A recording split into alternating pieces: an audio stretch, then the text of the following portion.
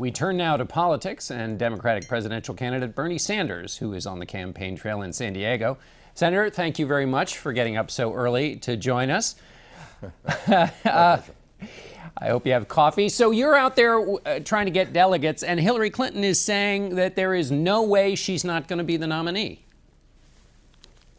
Well, I think that Hillary Clinton has not looked at a lot of the national polls out there, which have me doing a lot better than she is against Donald Trump, and that's true in almost all of the state polls as well. I think she may not have noticed that in the last three contests we won and we tied in Kentucky, and that we have an excellent chance to win a majority of the states coming up in the next 2 weeks. 6 states, we think we can win most of them, including California.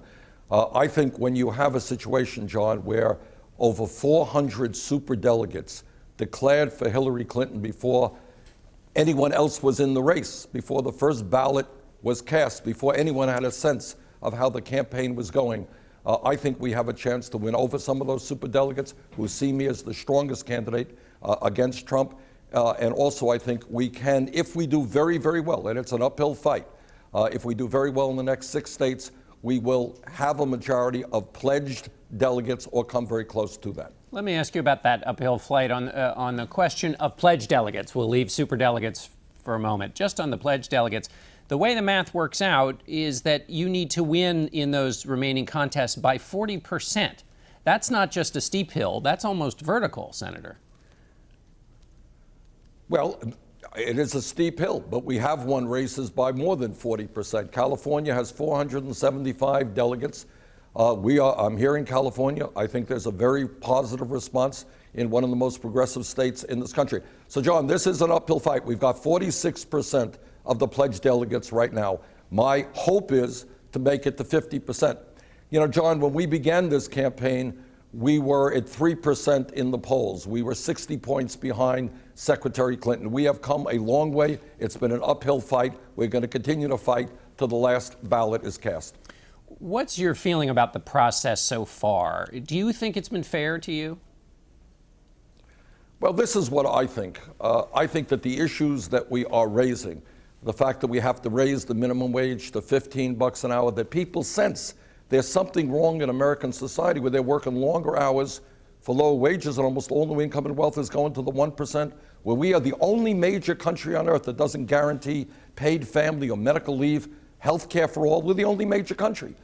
I think that what people are sensing is the need for real change in this country, and establishment politics or establishment economics is not doing it. In terms of the process, well, you know, we've taken on the entire Democratic establishment in in every state that we have run in. We have had to take on the entire Democratic leadership, and yet we have now won 20 states, and I think we have a real chance to win a lot more in the next couple of weeks. So, you know, in some states it has been great. People have been absolutely fair. Other states are perhaps not so much. In terms of the debates, for example, we're still waiting. Secretary Clinton agreed way back when to do a debate in California in May.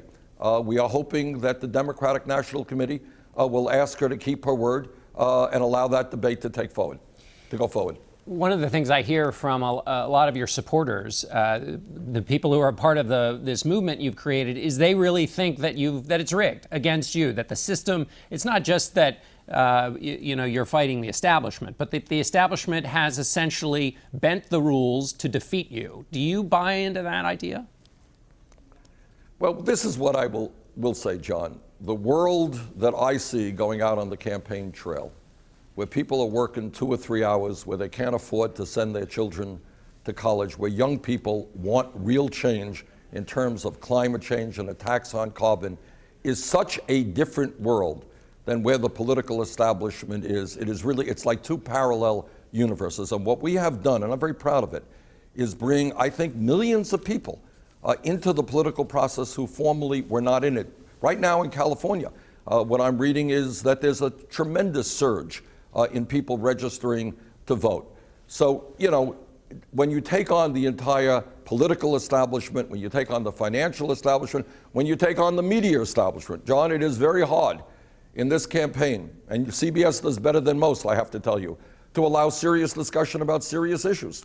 which is a handicap to us. You know, if I were insulting somebody, we'd get a lot of attention. But real discussion about why the middle class is disappearing and income and wealth inequality is growing, somehow, you know, for corporate media, not so much interest in that. Let me ask you about a member of the establishment, the head of the Democratic National Committee, Debbie Wasserman Schultz. Your campaign manager suggested she had helped Hillary Clinton in what she'd done. You said you would not leave her in the job if you were to be president. Right. There is a lot of anger about the system. Have you now put a kind of a target on Debbie Wasserman Schultz? No, I've known Debbie for many years. Personally, I like her. Do I think she is the kind of chair that the Democratic Party needs? No, I don't. What we need right now is to revitalize democracy in America, to bring millions of young people and working class people into the system to a significant degree. Frankly, what the Democratic Party is about is people running around to rich people's homes and raising, you know, obscene sums of money from wealthy people. What we need to do is say to working class people, we are on your side. We know that you need the ability to send your kids to college, and you can't afford it right now. We know that in many cases, the income that you're making has gone down. We are prepared to stand up to Wall Street, whose greed has done so much harm to our economy, to corporate America, who will send you a job to China in 5 minutes if they can make $2 more in profits. That's the kind of party we need to be, a vital party of working class people who are hurting, of young people who have a dream that this country can be much more than it is today. Not just a party where we have our folks raising money from wealthy people. Let me ask you about that pitch to working people. There is some discussion that your supporters might, in a general election, if you don't make the nomination, that they might go over to Donald Trump. What do you make of that argument? Well, I make the argument that I make is whether it's Donald Trump, Hillary Clinton, or Bernie Sanders. If you want votes, you got to talk to the needs of people. That's what democracy is about. And I believe that any candidate, Secretary Clinton, Bernie Sanders, who is prepared to stand up and say, you know what, we have to take on the billionaire class. You know, that it's absurd that almost all new income and wealth goes to them. That we need health care for all people as a right, like every other major country does. That we need to make public colleges and universities tuition-free by putting a tax on Wall Street speculation. That we need a carbon tax on the fossil fuel industry because climate change is threatening this whole planet. I think any candidate who comes up with that perspective will excite people and will win the election. Donald Trump is a disaster, in my view, and I will do everything that I can, whether it's the candidate or not, to see that he is defeated. As of right now, how far will you take your fight? We're going to the convention. We are going to the convention.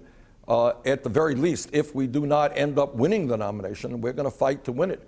I want to have a platform of the Democratic Party, which is very strong, the strongest ever in representing working people. I want changes in the rules of the Democratic primary process, such that we have open primaries where millions of people are not disenfranchised because they are independents. So there's a lot of work to be done whether or not I am the nominee. All right, Senator Bernie Sanders, we'll see you at the convention. Thanks so much for being with us.